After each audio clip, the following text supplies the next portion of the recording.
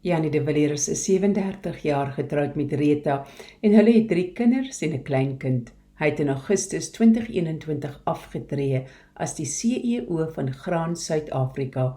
Op kerkvlak het hy oor baie jare verskeie leierskapsposisies beklee in die NG Kerk Moreletta Park en was hy ook vir 10 jaar die voorsitter van Jericho Mure Internasionale Gebedsnetwerk.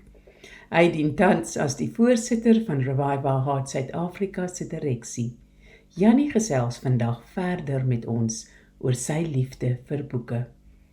Ek was 34 jaar oud toe ek vir die eerste keer ernstig begin boeke lees het. Hierdie is dus 28 jaar se ondervinding van leer en praktiseer. Geen boek kan egter die Bybel vervang nie. Die boeke wat ek die meeste geniet, is die wat op Bybelse beginsels gebaseer is. Hier is 'n lys boeke, in geen spesifieke volgorde nie, wat ek almal gelees het en graag aanbeveel. Ek het 2 keer deur ernstige woestynperiodes in my leierskapstyd gegaan, beide in die kerk. Ek het glad nie verstaan waarheen God my lei nie, maar deur te lees en met my mentors te praat, het ek baie vinnig die groot waarde van woestynperiodes besef. Ek het so baie daardeur geleer, dat ek later daarin gespesialiseer het, en ek het lesings oor leierskap in die woestyn vir leraars aangebied. Ek het dit ook in die besigheidswêreld toegepas, wanneer ek woestynsimptome in mense se lewens opgemerk het, veral op baie hoë vlakke, soos vir hoofuitvoerende beamptes van groot besighede en direkteur-generaals in die staatsdiens. Ek het selfs 'n hoofstuk daaroor in Dominee Dirkie van der Spuy se boek Kragtige Kerkgroei geskryf.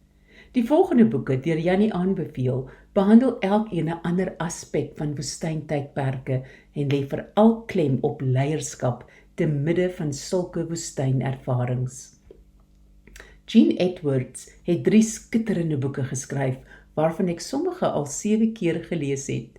Eerstens The Tale of 3 Kings, oor die Bybelse konings Saul, Dawid en Absalom, dienskneg leierskap op sy beste. Tweedens Vertrou God, The Prisoner in the Third Cell, handel oor Johannes die Doper.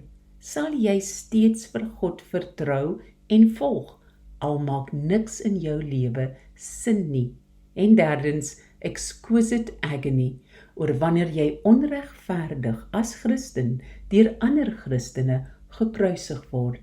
Dit leer jou dat dit God is wat jou woestyn toeneem, nie ander mense nie. Ek het al so baie van hierdie boekies vir mense gekoop wat seer gekry het in die lewe, omdat dit my so 'n goeie perspektief daaroor gegee het. Dan is daar Strengthening the Soul of Your Leadership, Seeking God in the Crucible of Ministry, deur Ruth Barton. Persoonlike advies in moeilike tye, hoe om op die Here te wag en alleenheid te hanteer. Daar is ook 'n baie goeie hoofstuk oor hoe om die stem van die Here kollektief te hoor as gemeente of organisasie. Dit werk. Dan is daar Finishing Strong, Going the Distance for Your Family, deur Steve Farrar. As God jou woestyn toe roep, Hosea 2:13, word jy ingeskryf vir 'n meestersgraad in karakterbou. Dit beskryf die vakke, soos eensaamheid, hoe om geduldig te wag, onbekend, onbemind ensovoorts, wat jy moet deurloop om geestelik te groei en moeilike tye te oorkom. Diep geestelike groei. Dan is daar Leadership Pain, The Classroom for Growth, deur Sam Chand. Ek het die boek in die Karoo gelees tydens die groot droogte in 2015-16. Die Here het gesê ek moet ten minste 3 dae van my Desembervakansie in die Karoo tyd met hom gaan spandeer. As jy jou leierskap meer effektief wil maak en die reikwyte en invloed daarvan wil uitbrei, moet jy jou innerlike pyndrempels opskuif. Eina. As jou put droog word, moet jy dieper grawe om water te kry vir jou en die mense wat jy lei.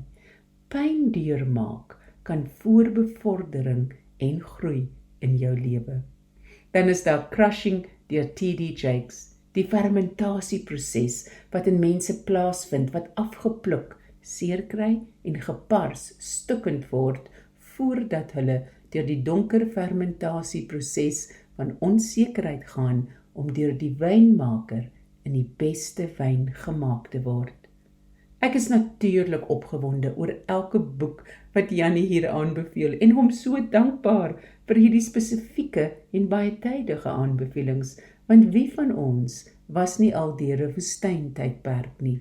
Van al die boeke wat Jannie noem, was ek veral opgewonde om Ruth Haley Barton se naam aan te trek. Ek self het verlede jaar haar Silence and Solitude 2 of 3 maal gelees. Dit het my veral bewus gemaak van die gebrek aan stilte in ons samelewings en die amper universele onvermoë om hierdie klassieke dissiplines met vrug in ons eie lewens te beoefen. Dis 'n wonderlike praktiese boek wat ek met groot vrymoedigheid graag aanbeveel. Die ander skrywer wat vir my uitstaan is natuurlik Jean Edwards. Sy kreatiewe manier om bekende Bybelse karakters en komplekse menslike intriges met omvangryke deernis en fyn waarnemingsvermoë te beskryf, heg onmeetlike waarde toe aan bekende Bybelse verhale. Sit daarby sy besondere vermoë om die leser onverwags te konfronteer met wat in sy eie hart wegkruip wanneer die lewe nie sin maak nie en jy het 'n wenresep. Liewe vriende, mag julle lekker lees en mag hierdie boeke 'n wonderlike inspirasie vir elkeen van julle wees. Tot volgende keer, totsiens.